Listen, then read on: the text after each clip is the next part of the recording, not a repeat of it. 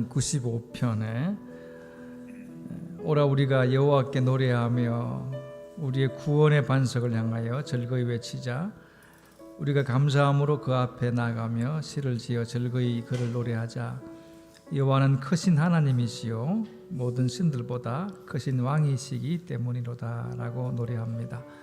이런 마음을 담아서 우리 하나님께 예배하기를 원합니다. 사도신경으로 신앙 고백드립니다.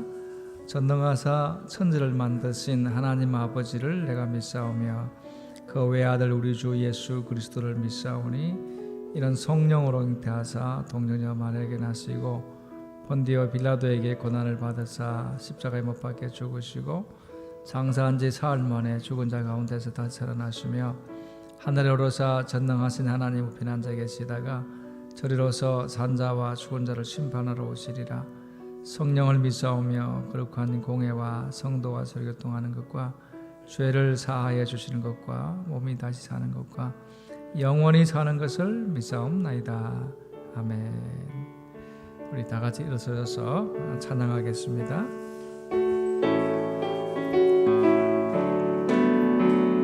사랑은 참으로 버리는 거 사랑은 참으로 버리는 거 또 가지지 않는 거 이상하다 동전한 이 움켜잡으면 없어지고 쓰고 빌려주면 엉성해져 땅 위에 가득하네. 사랑을 참으로 버리는 거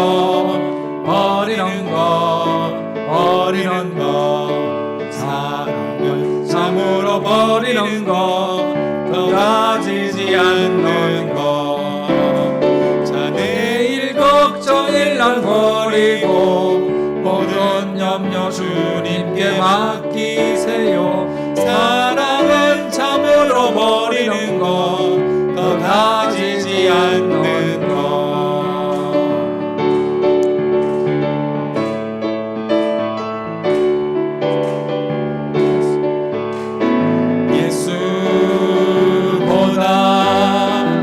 더 좋은 친구 없네. 예수보다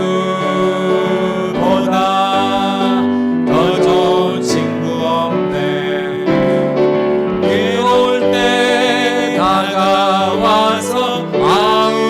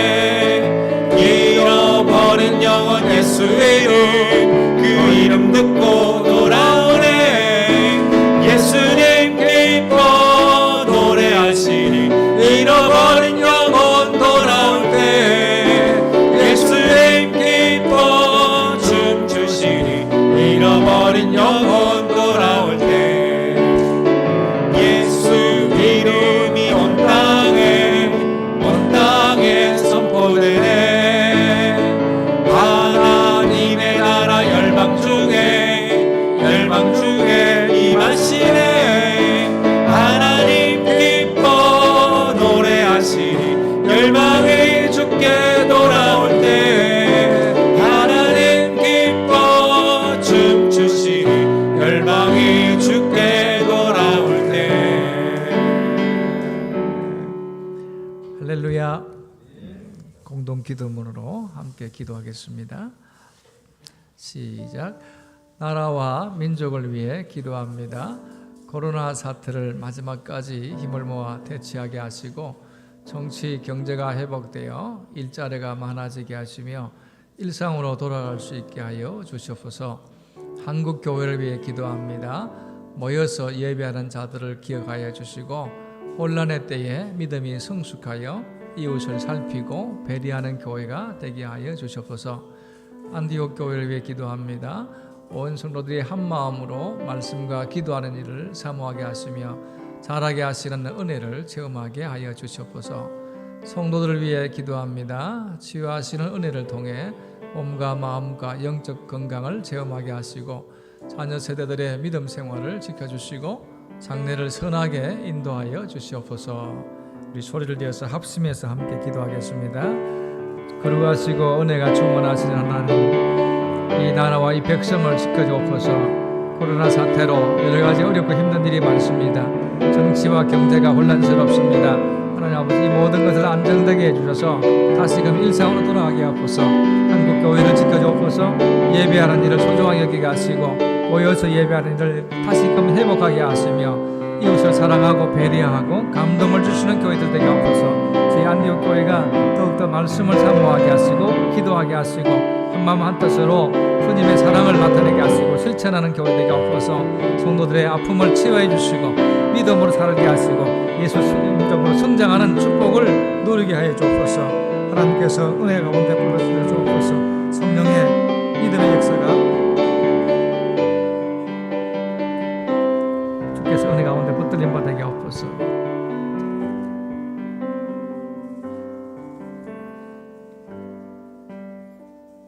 길과 진리요 생명이 되시는 거룩하신 하나님, 감사와 찬송과 영광을 돌려드립니다. 죄로 말미암아 죽었던 저희들을 예수 그리스도의 십자가 사랑으로 구원하시고 영원히 죽지 아니하는 새 생명 주심을 감사드립니다. 코로나19 가운데서도 안디옥 성도들을 주님 날개 아래 보여주시고 오늘 거룩한 성일을 맞아요 신령과 진정으로 드리는 이 예배를 받아 주시옵소서. 내가 거룩하니 너희도 거룩하라고 하신 말씀대로 우리 모두 주님의 성품을 담게 하시고 거룩한 삶을 살아서 성도로서의 온유하고 겸손한 자 되어 만인에게 사랑받으며 하나님께 인정받는 주 일꾼들이 다 되게 하여 주옵소서. 주의 피로 값주고 사신 이 안디옥 교회를 위해 기도합니다. 올 한 해 자라게 하시는 하나님을 체험하는 삶으로 인도하여 주시옵고 세상에서 구원의 방주 역할을 능히 감당할 수 있게 하시고 믿음, 소망, 사랑으로 하나님을 경외하고 이웃을 사랑하여 주옵소서. 특히 육신의 질병으로 인하여 고통 중인 성도들을 우리 하나님 함께해 주시옵고 치료해 주시고 평강의 복으로 채워 주옵소서. 능히 아버지 하나님, 땅 위에 서주신 목사님에게 성령께서 함께하여 주옵소서. 엘리에게 주셨던 영역을 변화에 더해 주시기를 원합니다. 목사님의 입술을 통하여 하나님의 말씀을 대언하실 때에 능력 있게 하시고 그 말씀으로 인해 우리의 심령이 쉼을 얻는 복된 시간 되게 인도하여 주옵소서. 오늘도 복음을 위하여 수고하는 선교사님들의 건강을 지켜주시고 은혜로 충만케 하옵소서. 이 시간 마음과 몸과 정성을 합쳐 주님께 신령한 예배를 드리기를 원하오니 이 예배를 받아 주옵소서. 우리를 구원하신 예수 그리스도의 이름으로 기도합나이다. 아멘.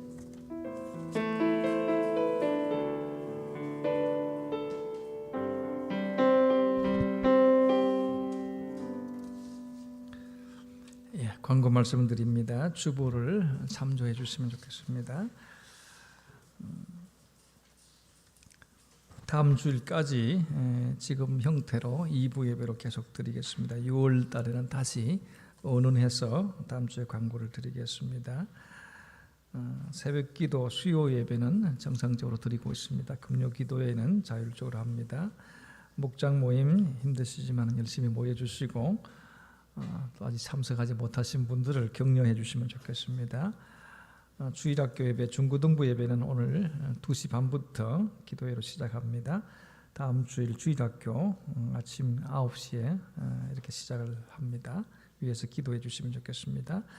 시편 필사하신 분들 수고 많습니다. 하신 분들 다 하신 분들은 이제 명단을 얘기를 해주시면 좋겠습니다.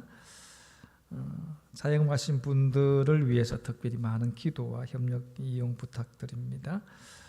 식사 헌금 작정하신 분들을 식사를 하지 않았지만은 헌금해 주시면은 그 헌금을 어려운 이웃과 또 이웃 교회들 해외 선교 지원금으로 사용하도록 하겠습니다. 우리 교회차 오래된 차가 하나 있었는데 이제 운행을 안 하던 차였습니다. 이걸 저 그창 가조 반석 교회에다가 기증을 했습니다. 계속해서 좋은 일이 일어날 수 있도록 그 교회를 위해서도 기도해 주시면 좋겠습니다. 마치고 가실 때에 우리 오늘은 하강수 장로님이 떡을 제공했습니다. 떡을 드시면 좋겠습니다. 우리 이후희 집사님 우리 교회 등록하셨습니다. 집사님 한번 손 한번 들어주실래요? 예, 이 집사님이십니다. 감사합니다. 다른 광고들은 주보를 참조하시기 바랍니다. 이 시간 우리 하나님께 예물 드리는 시간입니다. 수전위원들 앞으로 나오시기 바랍니다. 359장 찬송하겠습니다. 359장.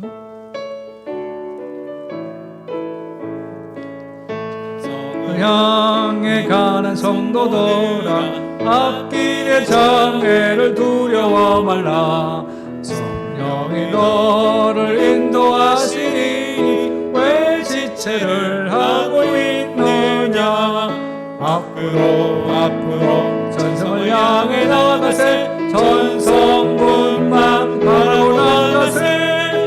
모든 천사 너희를 영접하러 문 앞에 기다려 서 있네. 너 가는 길을 누가 비웃거든 확실한 증거를 보여주어라. 성령이 친히 감하여 주사 저들도 참기를 찾으리. 앞으로 전성을 향해 나가세. 전성문만 바라고 나가세.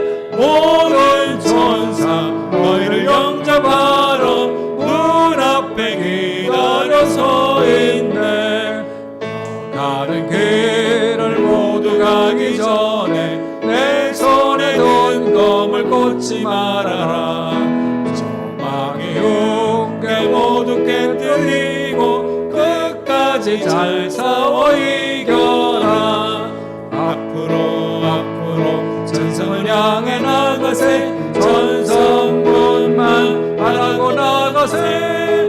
모든 천사 너희를 영접하러 문 앞에 기다려 서 있네. 하나님 말씀은 베드로전서 3장 13절에서 22절의 말씀입니다. 베드로전서 3장 13절에서 22절 찾으신 줄 알고 두 절씩을 교독합니다. 또 너희가 열심으로 선을 행하면 누가 너희를 헤아리요. 그러나 의를 위하여 고난을 받으면 복 있는 자니 그들이 두려워하는 것을 두려워하지 말며 근심하지 말고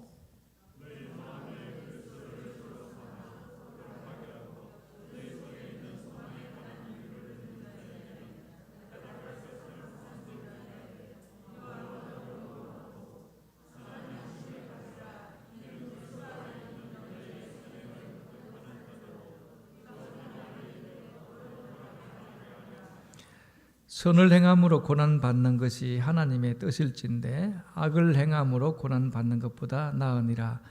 그리스도께서도 단번에 죄를 위하여 죽으사 의인으로서 불의한 자를 대신하셨으니 이는 우리를 하나님 앞으로 인도하려 하심이라. 육체로는 죽임을 당하시고 영으로는 살리심을 받으셨으니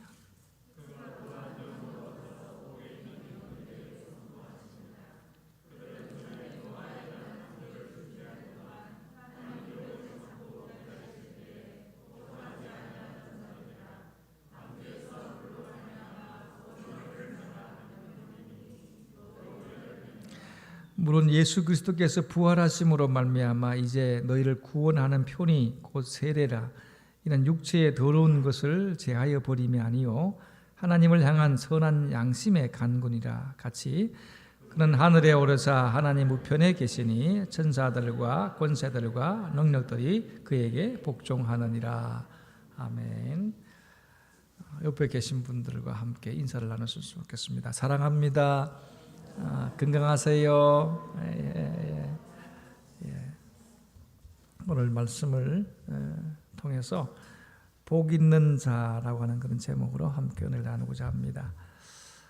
세상 사람들은 무엇이 복이라고 합니까? 아마도 오래 사는 일, 또 출세하는 일, 돈을 많이 버는 일, 또 높은 자리에 올라가는 일들, 이런 것들을 아마 복이라고 하죠. 하지만 그런 것들이 과연 우리가 진정한 복이라고 할 수 있을까요? 성경에 보면은 복이라고 하는 이 단어는 좋은 것을 복이라고 합니다. 또 물질적인 혜택을 받는 것을 얘기하기도 하죠. 또 신약 헬라어에서는 주로 이제 복음이 가져다 주는 영적 선한 것이나 유익을 의미하기도 합니다. 때로는 또 물질적인 유익도 이렇게 복이라고 말하기도 합니다. 성경에서 복이라고 하는 이 말이 시작된 계기는 하나님께서 아브라함을 불러셨을 때에 잘 나타나고 있습니다. 그래서 창세기 12장을 읽어보시면은 이렇게 되어 있습니다. 여호와께서 아브라함에게 이르시되 너는 너의 고향과 친척과 아버지의 집을 떠나 내가 네게 보여줄 땅으로 가라. 내가 너로 큰 민족을 이루고 네게 복을 주어 내 이름을 창대하게 하리니 너는 복이 될지라. 너를 축복하는 자에게는 내가 복을 내리고 너를 저주하는 자에게는 내가 저주하리니 땅의 모든 족속이 너로 말미암아 복을 얻을 것이라. 이렇게 말씀하고 계십니다. 자, 이런 복을 누리는 것은 아브라함뿐만 아니라 그의 아들 이삭, 그다음에 그의 손자인 야곱에게도 마찬가지였습니다. 창세기 26장에 보면은 이삭이 받은 복에 대해서 얘기하고 있는데 이렇습니다. 이삭이 그 땅에서 농사하여 그 해에 100배나 얻었고 여호와께서 복을 주심으로 그 사람이 창대하고 왕성하여 마침내 거부가 되어 양과 소가 때를 이루고 종이 심이 많았다. 이렇게 말씀하고 있죠. 또 창세기 28장에 야곱에 대해서 아버지 이삭이 복을 줍니다. 이렇게 되어 있습니다. 전능하신 하나님이 네게 복을 주시어 네가 생육하고 번성하게 하여 너로 여러 족속으로 이루게 하시고 아브라함에게 허락하신 복을 내게 주시되 너와 나와 함께 네 자손에게도 주사 하나님이 아브라함에게 주신 땅 곧 내가 거류하는 땅으로 내가 차지하게 하시기를 원하노라.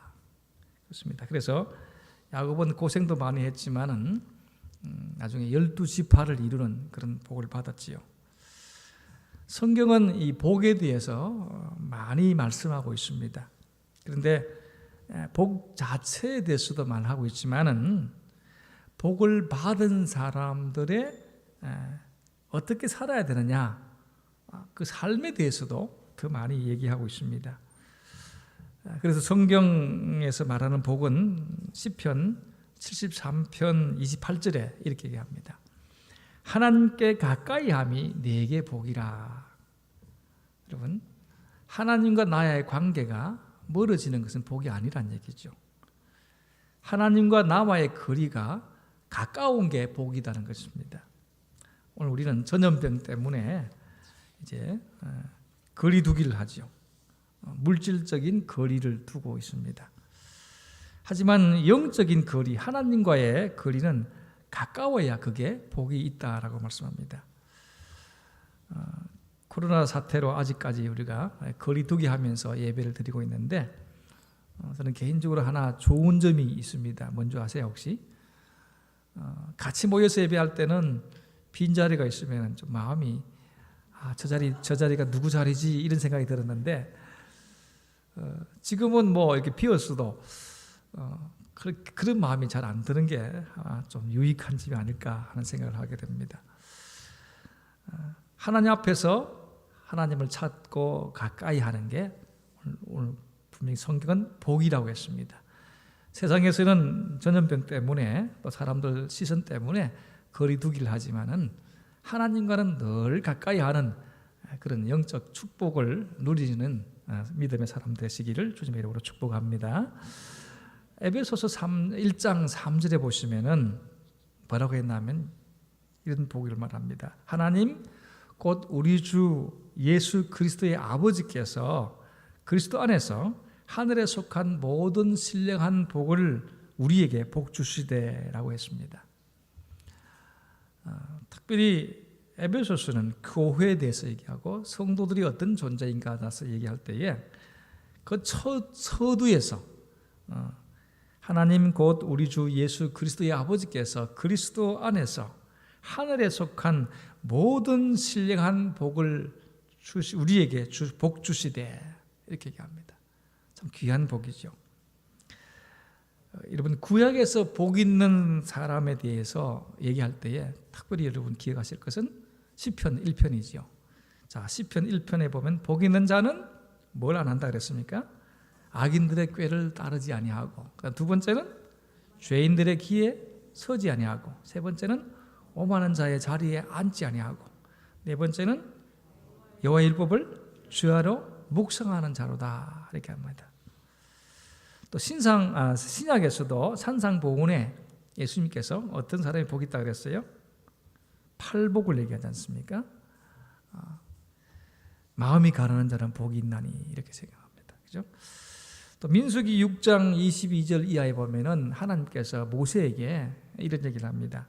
아론과 그의 아들을 불러서 이스라엘 자손을 위해서 이렇게 축복하라 라고 하면서 여호와는 내게 복을 주시고 너를 지키시기를 원하며 여호와는 그의 얼굴을 내게 비추사 은혜 베푸시기를 원하며 여호와는 그 얼굴을 내게 향하여 대사 평강 주시기를 원하노라. 이렇게 하고 난 다음에 그들은 이같이 내 이름으로 이스라엘 자손에게 축복할지니 내가 그들에게 복을 주리라 라고 했습니다. 하나님께서 모세에게 아론과 그의 아들들에게 명령을 해서 백성들에게 이렇게 축복을 하라고 했는데, 아론과 그의 아들들은 어떤 사람들입니까? 제사장들입니다. 오늘 예수 믿는 우리 모두는 다 제사장들이죠. 베드로가 그 얘기를 했습니다. 택하신 족속이고 거룩한 제사장이라. 그렇기 때문에 우리 역시 여러분, 우리 가족들에게, 우리 주변의 사람들에게 오늘 이런 복을 선포할 수 있다는 것입니다. 여호와는 내게 복을 주시고 너를 지키시기를 원하며 여호와는 그의 얼굴을 내게 비추사 은혜 베푸시기를 원하며 여호와는 그 얼굴을 내게로 향하여 대사 평강 주시기를 원하노라. 그렇게 하면 하나님께서 누구에게 복을 주신다? 그 받는 자들에게 복을 주신다라고 말씀하고 계십니다. 이 말씀이 복된 이유는 무엇입니까? 이스라엘을 향해서 복을 주시는 하나님께서 그들 가운데 계시다 그 얘기입니다. 그렇게 하기 위해서 그들에게 성막을 지으라고 했습니다. 성막은 뭡니까? 하나님이 이 땅에 계시는 장소입니다. 그곳에서 하나님께 예배하고 하나님을 만나고 사는 것이 복이다. 오늘 이 시대로 얘기하면 하나님께 예배하는 자들이 바로 복이 있는 자다, 그런 얘기입니다. 하나님이 복을 주신다고 했는데도 불구하고 약속하셨지만 그곳에 있지 아니하면 그 약속이 무슨 의미가 있겠습니까? 그런데 오늘 우리 하나님께서는 내가 너희들 가운데 있겠다라고 하시면서 그 백성들에게 은혜와 평강 주시기를 원하시고, 우리에게 복을 받을 만한 어떤 자격이나 모습이 없었음에도 불구하고 이런 복을 주시기 위해서 찾아오셨습니다. 아무런 조건 없이 찾아오셔서 하늘에 속한 모든 신령한 복을 우리에게 복 주시되라고 약속하셨고 선포하셨고 이루어 주셨습니다. 이것을 성경은 뭐라고 하냐면 은혜라고 말합니다. 그 어떤 복을 받을 자격도 없었던 죄인을 향해서 한없이 베풀어 주시는 사랑, 호의, 베품, 이게 바로 은혜라는 말씀입니다. 오늘 우리가 읽었던 본문의 말씀에도 14절에 보니까 그러나 의를 위하여 고난을 받으면 어떤 사람이라 그랬습니까? 복 있는 자니라고 말씀하고 있습니다. 복 있는 사람은 어떻게 살아야 되겠습니까? 악에 대해서 잘못됐다, 틀렸다라고 얘기할 수 있어야 합니다. 그래서 어떤 글에 보니까 악에 대해서 항의하지 않고 받아들이는 사람은 실제로 악에 협조하는 사람이다, 이렇게 얘기하고 있습니다. 악하면 악하다고 얘기해야 되고 나쁘면 나쁘다고 얘기하고 잘못됐으면 잘못됐다라고 얘기해야 된다는 거죠. 악에 편성해서 동의해서 함께 묻혀가지 말라라고 하는 것입니다. 그러나 온유와 두려움으로 하라, 이렇게 말씀하고 있습니다. 그래서 베드로는 적극적으로 너희가 열심히 선을 행하면 누가 너희를 헤아리오라고 말씀하고 있습니다. 세상은 우리의 선행을 향해서 욕을 하는 사람이 많다라고 말씀하고 있습니다. 하지만 우리는 선한 양심을 가지고 계속해서 이 선을 행해야 된다, 그런 말씀입니다. 그래서 선을 행함으로 고난받는 것이 우리 하나님의 뜻이다, 이렇게 말씀하고 있습니다. 그렇다고 한다면 오늘 우리는 복 있는 자로 살려고 할 때 어떻게 살아야 되겠습니까? 먼저 복 있는 자의 삶의 모습들 한번 살펴보는 게 중요합니다. 오늘 말씀해 보시면은 13절에 너희가 열심으로 선을 행하면이라고 말합니다. 여러분, 복 있는 사람은 열심으로 선을 행하는 사람입니다. 오래전에 미국에서 있었던 이야기입니다. 어느 가구점에서 일어났던 이야기인데 그날따라 비가 아주 억수같이 내렸습니다. 점원들은 손님이 없기 때문에 모여서 게임도 하고 잡담도 하고 있었습니다. 그런데 문 밖에 보니까 처마 밑에 나이 많은 할머니 한 분이 비를 피하고 있었습니다. 비는 억수같이 쏟아지고, 그래서 한 점원이 나가서 그 할머니로 하여금 여기서 피하지 마시고 안에 들어와서 편안하게 쉬었다가 비가 그치면 가십시오, 이렇게 권했습니다. 그랬더니 이분이 조금 있으면 차가 오기 때문에 차를 기다리는 거면 조금 하면 된다, 안 들어오시려고 그러는 거예요. 그래서 억지로 들어오셔서 가구도 좀 구경하시고 편안히 쉬었다 가십시오라고 하면서 모셔서 의자를 앉히고 이렇게 있었습니다. 조금 있다 보니까 이제 차가 왔습니다. 그래서 차를 타러 나가시는데, 나가시면서 그렇게 권했던 점원한테 당신 그 명함 있으면 한 장 주세요, 그래가지고 명함을 받아갔습니다. 그러고 난 다음에 며칠이 흘렀습니다. 그런데 며칠이 흐르고 난 다음에 미국에서 아주 큰 재벌, 그 당시 강철왕이라고 소문난 카네기로부터 한 장의 편지가 왔습니다. 그 편지의 내용이 뭐냐면, 일전에 비 오는 날 우리 어머니에게 베풀어 주신 그 친절에 대해서 진심으로 감사를 드립니다 라고 하면서 이제 어머니의 요청에 따라서 지금 이분의 스코틀랜드에 큰 집을 짓는데 그 안에 들어갈 모든 가구를 당신 가게에서 하고 싶습니다, 이렇게 얘기하고, 또 우리가 새로 건물을 크게 짓고 있는데 거기에 들어갈 모든 가구도 당신 가게에서 다 주문하겠습니다. 그런데 한 가지 조건이 있습니다. 다른 사람이 하지 말고 당신이 그 일을 다 주도해 주셨으면 좋겠습니다. 그렇게 했다는 것입니다. 이 이야기에 또 나머지 2편도 있습니다. 나중에 카네기가 그 사람을 불러서 아주 귀하게 썼다는 그런 이야기도 있습니다. 여러분, 선을 행하는 것은 상대방이 어떻게 반응하든지 간에 선을 행하는 것이 오늘 예수 믿는 우리의 습관처럼 되어져야 합니다. 선행하는 일은 남을 의식하지 않고 해야 합니다. 자연스럽게 해야 되죠. 억지로 하고 남에게 보이기 위해서 하는 게 아니죠. 사람을 만나면 언제나 친절하게 대하고 격려하는 삶이 필요합니다. 또 주어진 기회에 선을 베풀어야 합니다. 그러므로 우리 주변에 특별히 이 코로나19 사태에 예수 믿는 우리가 선을 베풀 기회가 참 많습니다. 이 기회를 놓치지 말고 예수님의 사랑으로 세상에 나타나야 된다라고 여기십니다. 전도서 3장에 보면은 특별히 때에 대한 얘기를 많이 합니다. 범사에 기한이 있고 천하만사가 다 때가 있다가 말씀하죠. 또 어떨 때가 있다 그랬습니까? 날 때가 있고 죽을 때가 있고 또 심을 때가 있고 뽑을 때가 있고 거둘 때가 있고 울 때가 있고 웃을 때가 있고 설파할 때가 있고 춤출 때가 있고 지킬 때가 있고 버릴 때도 있다 그랬습니다. 때를 잘 분별해야 된다 그런 말씀을 하고 있죠. 그런데 12절에 보면 이런 얘기가 있습니다. 사람들이 사는 동안에 기뻐하며 선을 행하는 것보다 더 나은 것이 없는 줄을 내가 알았고 라고 솔로몬은 우리에게 얘기하고 있습니다. 여러분, 사람들이 사는 동안에 기뻐하고 선을 행하는 것보다 더 나은 것이 없다라는 사실을 내가 알았다라고 하는 거죠. 늘 기회가 있는 게 아닙니다.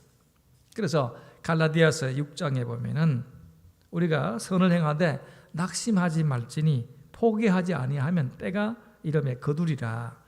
그러므로 우리는 귀에 있는 대로 모든 이에게 착한 일을 하되 또 믿음의 가정들에게 할지니라 라고 말씀합니다.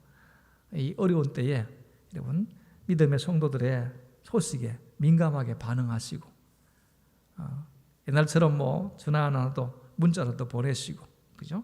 목장의 식구들 안 보이는 사람들한테 어떻게 지내니? 혹시 어려운 일은 없니? 그렇게 안부 전화도 하는 그런 모습들이 우리에게 있어야 되지 않겠습니까?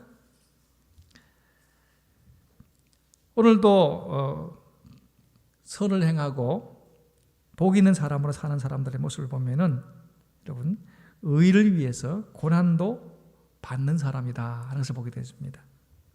마태복음 5장의 산상보훈에 의를 위하여 핍박을 받은 자는 의를 위하여 핍박을 받은 자는 복이 있나니 천국이 그들의 것입니다.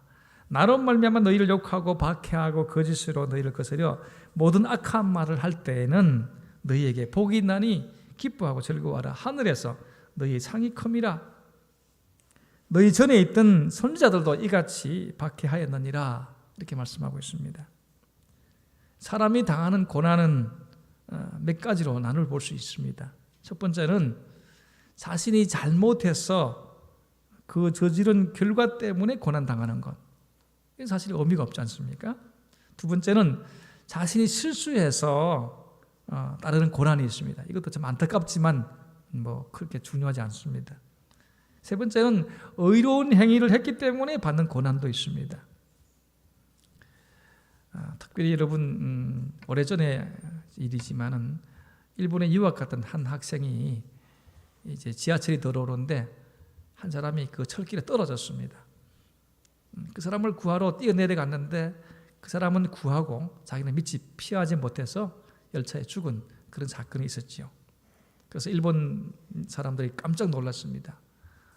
대체적으로 일본 사람들은 잘 그렇게 안 하는가 봐요. 남한테 피해를 안 끼치려고 이런 일은 잘 안 한다고 합니다. 그래서 그런데 외국인이 한국 사람이 와서 그렇게 하고 자기 목숨도 죽는 그런 일을 보면서 이제 동상도 세우고 굉장히 좋아했었습니다. 근데 더 중요한 것은 뭐냐면 그의 아버지가 많은 돈을 들여서 장학재단을 만들어서 일본에 유학 온 많은 아시아계 사람들에게 장학금을 주고 계속해서 이런 어려움을 돕는 사람 돕고 하는 것 바람에 일본 사람들이 굉장히 감동을 받았다고 합니다. 그래서 나중에 그 아버지가 훈장까지 받았다 하는 그런 이야기가 있습니다.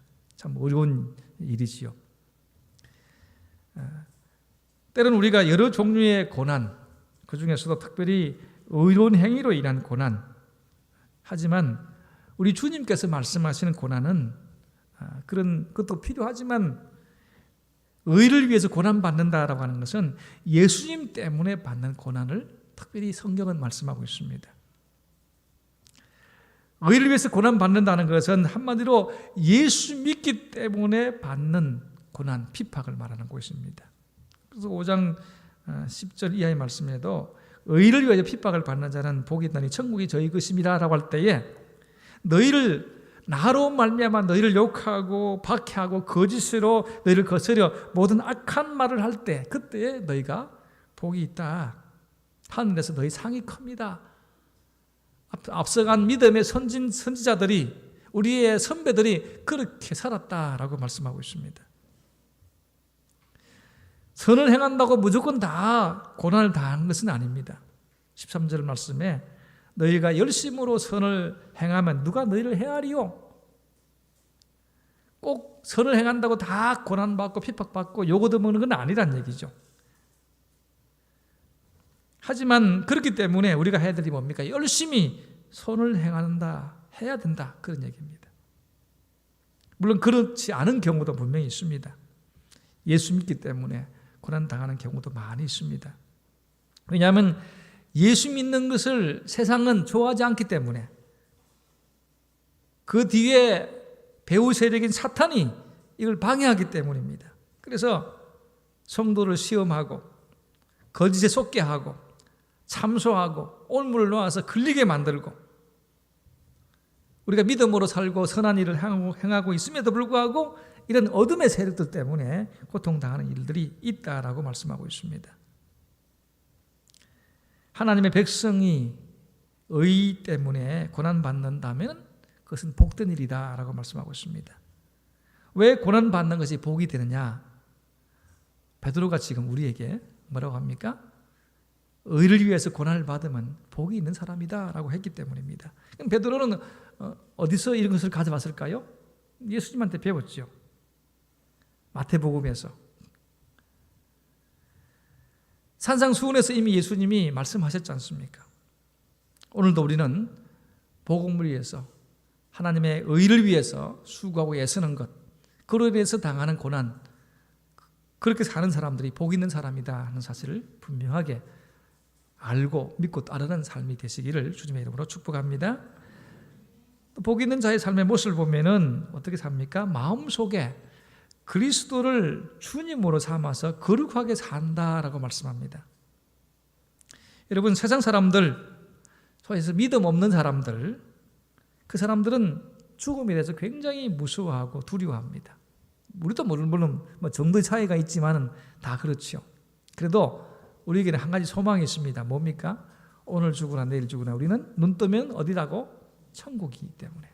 여러분 그렇습니까? 세상 사람들은 죽기를 정말 두려워하죠. 그러나 예수 믿는 우리도 두려워하긴 하지만 좀 덜하다. 왜? 그래도 믿음 구석이 하나 있어가지고, 그죠? 오늘 복음을 위해서 의를 위해서 사는 사람, 복 있는 사람은 세상 사람이 그렇게 두려워하는 그런 두려움에 빠지지 말라고 말씀합니다. 또 근심도 하지 말라고 하죠. 그런데 우리가 살아가면서 근심 없는 하지 않은 일들이 어디 있습니까? 믿을 구석이 없으면 걱정이 되고 근심이 될 수밖에 없죠. 내일 아침에 먹을 것이 없고 내일 아침에 학교 가는 아이 차비 줄 돈이 없으면 근심할 수밖에 없잖아요. 그죠? 경제적으로 어려움에 처하면은 통장에 잔고가 하나도 없으면은 당연히 근심이 될 수밖에 없습니다. 그럼에도 불구하고 주님은 근심하지 말라고 합니다. 하나님을 믿으니 또 나를 믿어라. 우리 주님께서 그렇게 말씀하셨잖아요. 왜냐하면 환경을 주관하시는 분이 우리 하나님이시다, 그 얘기입니다. 우리 하나님은 참새 한 마리도 허락하지 않으시면 떨어지지 않게 하신다라고 하셨습니다. 너희가 참새보다 얼마나 귀하냐. 들의 백합화를 보라. 길쌈도 안 하고 창고에 모아들이지도 않지만은 얼마나 아름다우냐. 솔로몬의 옷보다 더 아름답다라고 하지 않습니까? 너희는 그들보다 얼마나 더 소중하냐라고 말씀하고 계십니다. 하나님은 내 머리카락 하나 떨어지는 것도 다 통제하고 계시는 분이시다. 그러니까 하나님을 믿으니까 세상 사람들이 하는 그런 근심, 두려움 그런 데 빠지지 말라라고 말씀하고 있습니다. 우리는 고난을 당할 때, 어려움 당할 때 두려워할 필요도 없고 근심할 필요도 없다라고 말씀은 우리에게 권면하고 있습니다. 왜냐하면 하나님이 완벽하게 통제하고 계시기 때문입니다.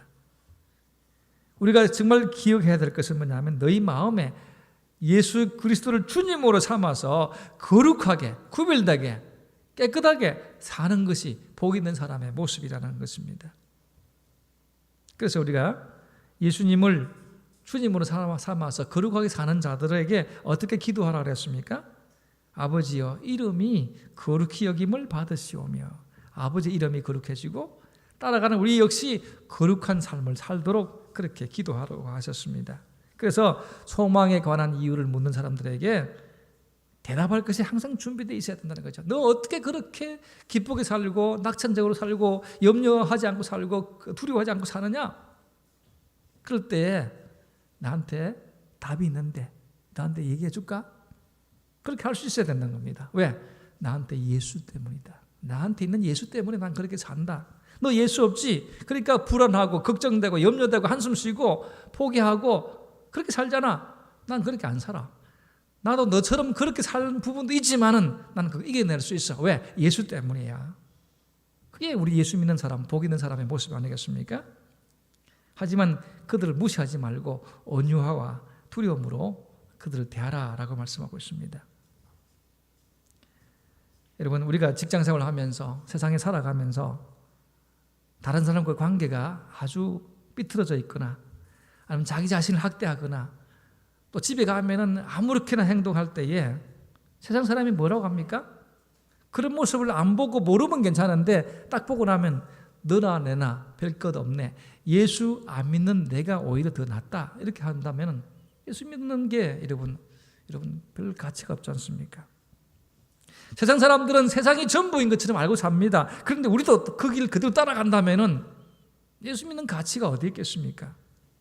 우리가 소망 가운데 산다면 예수님이 우리의 기업이다라고 믿고 산다면 분명히 세상 사람들한테 다른 모습, 확신에 찬 모습, 자신감 있는 모습들을 그들에게 얘기하고 보여줘야 되지 않겠습니까?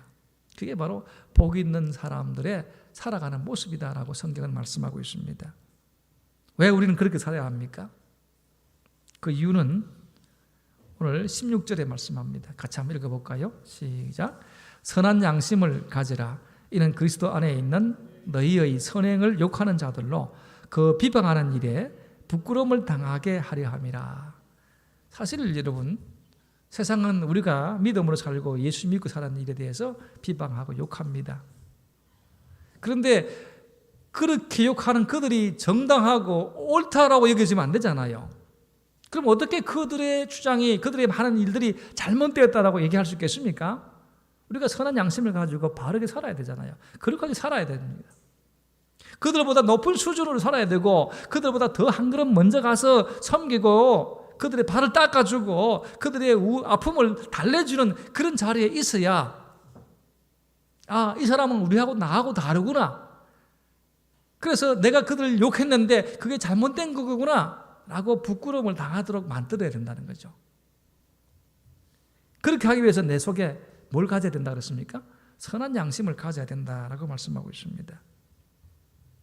우리를 욕하는 자들, 우리가 믿음으로 살고 선하게 살고 많은 혜택을 그들에게 나눠주는 그런 삶을 사는 게 가치 있다고 보지 못하는 그들을 부끄럽게 만들어서 그들도 하여금 이런 삶을 따라오게 만들어야 되기 때문에 그렇습니다.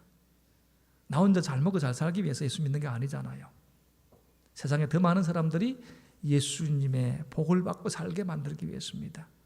그래서 내가 믿는 이 예수 때문에 너도 동일하게 이런 복을 받아야 되지 않느냐, 그런 삶을 만들기 위해서 오늘 우리는 선한 양심을 가져야 되고 복 있는 사람의 모습을 나타내야 한다는 말씀입니다. 또한 선을 행함으로 고난받는 것이 우리 하나님 아버지의 뜻이기 때문에 그렇습니다.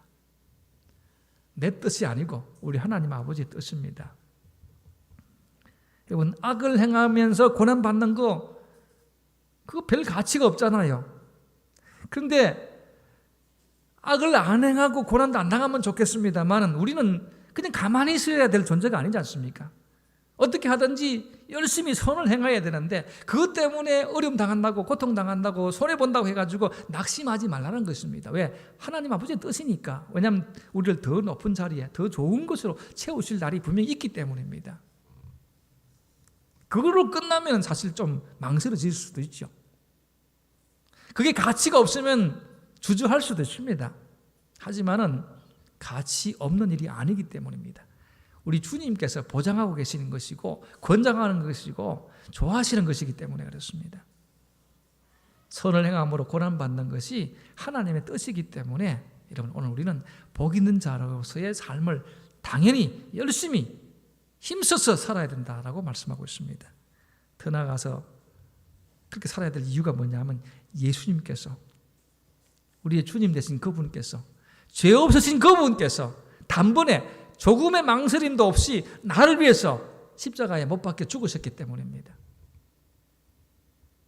저는 한번 생각해 봐야 되는데 그렇게 하지 않았었습니다. 오늘 18절 말씀 보시면 그리스도께서 단번에 죄를 위하여 죽으사 의인으로서 불의한 자를 대신하셨다. 여러분, 여기서 의인은 누구고 불의한 자는 누굽니까? 의인은 예수님이시고 불의한 자는 바로 나입니다. 나를 위해서 대신 죽어 죽는 예수님께서 조금의 주저함이나 망설임이나 타임 그렇게 걸지 않았습니다. 다른 두 가지 생각이 없었습니다. 오직 한 가지만, 그것도 생각할 필요 없이 바로 그냥 눌러버렸습니다. 십자가에 죽는 엄청난 일을 하셨습니다. 그것이 오늘 우리가 여러분 복 있는 사람으로 살아야 될 분명한 이유입니다. 왜 그렇게 하셨습니까? 예수님이 어리석어서, 몰라서, 예수님이 뭐가 좀 부족해서? 아닙니다. 오늘 말씀해 보시면 우리를 하나님 앞으로 인도하려 하십니다. 예수님께서 부족해서, 바보 같아서, 어리석어서, 못나서 그렇게 하신 거 아니에요. 우리는 착각하게 때가 많습니다. 내가 그만큼 가치 있기 때문에 나를 위해서 투자했다. 아니에요. 예수님이 정말 바보 같아서 몰라서 그렇게 했다. 아닙니다. 나로 하여금 이 놀라운 행복한 자리에, 축복의 자리에, 세상이 감당치 못할 은혜의 자리에 나를 세우기 위해서 예수님이 그렇게 하셨습니다. 그렇기 때문에 오늘 우리는 복 있는 사람으로서의 삶을 제대로 살아야 돼요. 가치 있는 인생임을 알고 열심히 살아가야 합니다. 그렇다면 오늘 우리는 실제적으로 구체적으로 무엇을 하면 살아야 되겠습니까? 그렇게 예수님은 육체로는 죽임을 당하시고 영으로는 살리심을 받아서 부활하셨지 않습니까? 그렇게 하신 이유가 오늘 19절 말씀, 아주 많은 주석가들이 어려운 해석이다, 이게 참 힘든 얘기다라고 하는 구절입니다.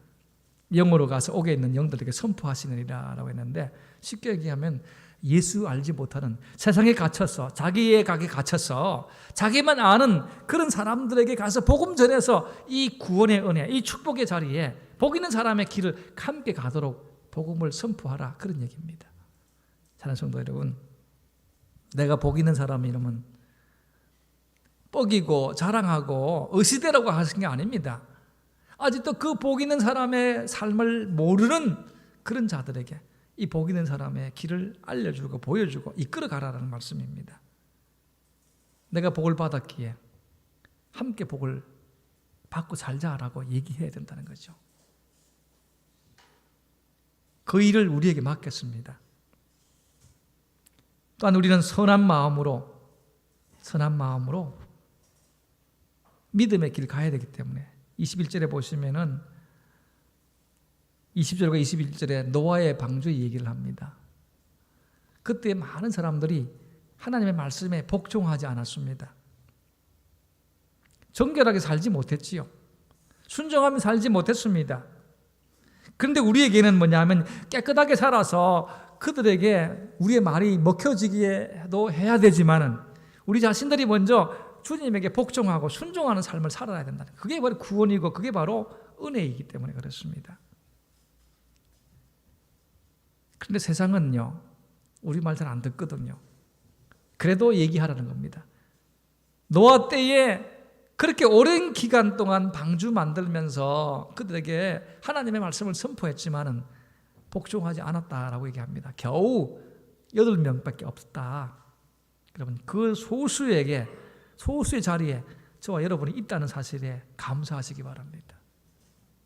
하나님의 은혜로 주님의 말씀에 십자가의 그 사랑에 감동되고 은혜 받고 그 자리에 있게 된 것 여러분 기억하시기 바랍니다.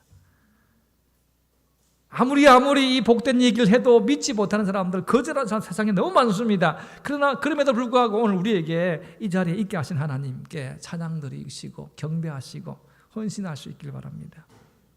하나님의 말씀에 복종하는 일이 복된 일입니다.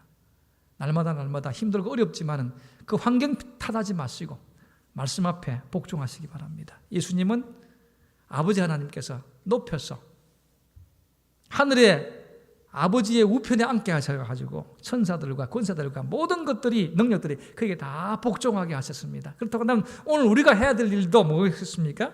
주님의 일에 복종하는 일입니다. 그냥 좋아서 어떤 인센티브가 있기 때문에 가는 게 아닙니다. 절대적으로 아무 이유 묻지 말고 주님의 말씀에 복종하는 삶을 복 있는 사람은 살아야 됩니다. 그게 오늘 주님께서 우리에게 이 시대에 그렇게 살라고 말씀하고 계십니다.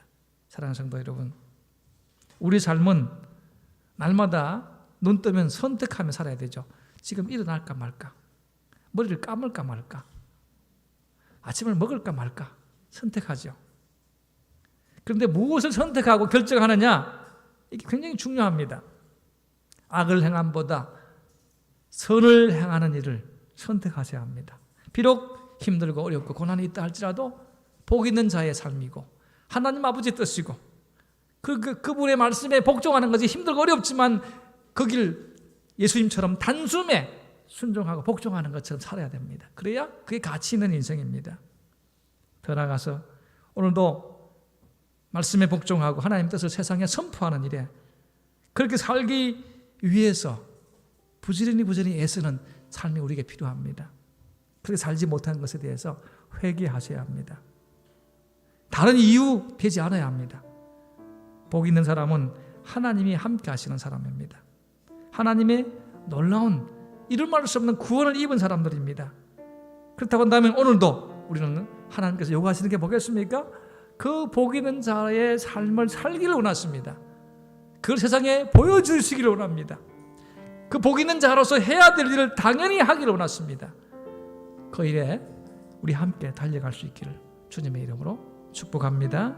말씀을 생각하면서 그렇게 살지 못한 것 회개하고 오늘도 복 있는 자로서의 삶에 기뻐하고 감사하면서 마음껏 주님을 위해서 살아갈 수 있도록 도와주옵소서. 주님의 말씀에 순종하게 하시고 복종하게 하셔서 더 많은 주님의 의를 이루는 일에 쓰임받게 하옵소서. 하나님의 나라와 복음을 위해서 헌신하는 일에 몸과 마음과 시간과 물질을 아끼지 말고 드릴 수 있는 마음 허락해 주시옵소서. 우리 합심해서 소리를 높여서 기도하기를 원합니다. 거룩하신 하나님 아버지, 이 시대에 어렵고 힘든 환경이 다가왔습니다만은 그럼에도 불구하고 주님 사랑하는 마음 변하지 않게 하시고 주님을 위해서 걸어가는 걸음들을 하나님 포기하지 않게 하시고 어떤 어려움이 오고 힘든 일이 있다 할지라도 담대하게 걸어갈 수 있도록 은혜 베풀어 주옵소서. 주님이 우리 사랑해 주시고 은혜 가운데 붙들어 주심을 감사합니다. 선을 행하는 것이 바로 복 있는 자의 삶이고 하나님 아버지의 뜻이고 또 그렇게 복종할 때에 은혜 역사가 축복의 역사가 있음을 말씀해 주고 있습니다. 그런 믿음의 길 우리 함께 달려가게 하시고 그래서 많은 사람들을 더 옳은 길로 축복의 길로 인도할 수 있는 자리에 설 수 있도록 거룩한 모습 우리 마음에 예수 그리스도를 주로 모시고 그리고 사는 믿음의 삶을 살 수 있도록 선한 양심을 가지고 행동에 옮기는 사람으로 살 수 있도록 우리를 붙들어 주시옵소서. 예수님 거룩하시고 은혜가 풍성하신 하나님, 우리의 삶의 모습들이 정말 무겁고 힘이 들 때가 많습니다. 그럼에도 불구하고 주님께서 하신 말씀에 귀를 기울여서 선을 행하는 것이 우리 하나님 아버지의 뜻이고, 그것 때문에 고난당하고 어려움 당하는 것이 복 있는 자의 삶이고, 그래서 우리 주님께서 높여주시고 축복해 주시는 자리에 설 수 있도록 우리를 붙들어 주옵소서. 힘든 여건 속에서도 이웃을 배려하게 하시고 사랑으로 그들을 다독게 하서 예수님의 모습을 보게 하게 하옵소서. 거룩한 행실을 보여서 주님의 모습 드러나게 도와주옵소서. 이 일을 잘 감당할 수 있도록 축복해 주시옵소서. 지금은 주 예수 그리스도의 은혜와 하나님 아버지의 사랑하심과 성령님의 교통 축복하심이 복 있는 자의 삶을 살기를 원하는 하나님의 사람들 머리에와 가정과 일터 위에 영원토록 함께 있을지어다. 아멘.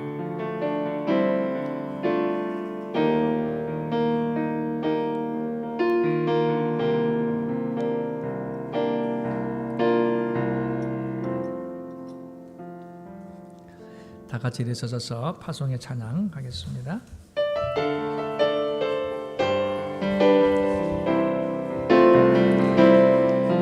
날이 처음으로 갈 때 빈들에서 걸을 때 그때가 하나님의 때 힘으로 안 될 때 빈손으로 걸을 때 내가 고백해